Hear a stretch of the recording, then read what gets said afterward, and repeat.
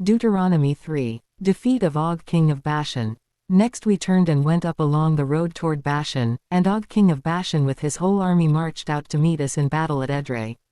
The Lord said to me, "Do not be afraid of him, for I have delivered him into your hands, along with his whole army and his land. Do to him what you did to Sihon king of the Amorites, who reigned in Heshbon." So the Lord our God also gave into our hands Og king of Bashan and all his army. We struck them down, leaving no survivors. At that time we took all his cities. There was not one of the 60 cities that we did not take from them, the whole region of Argob, Og's kingdom in Bashan. All these cities were fortified with high walls and with gates and bars, and there were also a great many unwalled villages. We completely destroyed them, as we had done with Sihon king of Heshbon, destroying every city, men, women and children. But all the livestock and the plunder from their cities we carried off for ourselves.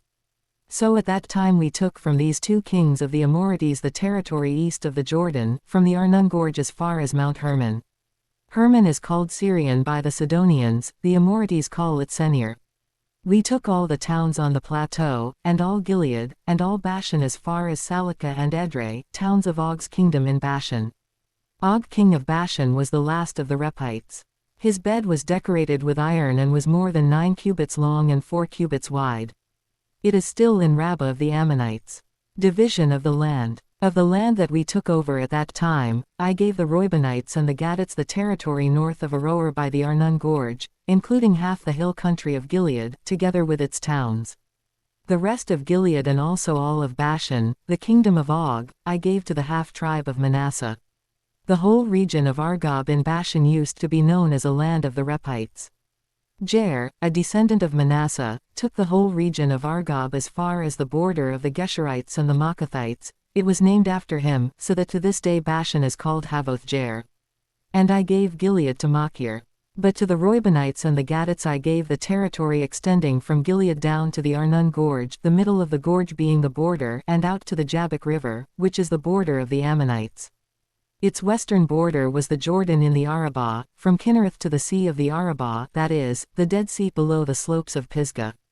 I commanded you at that time, "The Lord your God has given you this land to take possession of it." But all your able-bodied men, armed for battle, must cross over ahead of the other Israelites. However, your wives, your children and your livestock, I know you have much livestock, may stay in the towns I have given you, until the Lord gives rest to your fellow Israelites as he has to you, and they too have taken over the land that the Lord your God is giving them across the Jordan. After that, each of you may go back to the possession I have given you. Moses forbidden to cross the Jordan. At that time I commanded Joshua, "You have seen with your own eyes all that the Lord your God has done to these 2 kings. The Lord will do the same to all the kingdoms over there where you are going. Do not be afraid of them, the Lord your God himself will fight for you." At that time I pleaded with the Lord, "Sovereign Lord, you have begun to show to your servant your greatness and your strong hand. For what God is there in heaven or on earth who can do the deeds and mighty works you do? Let me go over and see the good land beyond the Jordan, that fine hill country and Lebanon." But because of you the Lord was angry with me and would not listen to me. "That is enough," the Lord said. "Do not speak to me any more about this matter. Go up to the top of Pisgah and look west and north and south and east. Look at the land with your own eyes, since you are not going to cross this Jordan. But commission Joshua, and encourage and strengthen him, for he will lead this people across and will cause them to inherit the land that you will see." So we stayed in the valley near Beth Peor.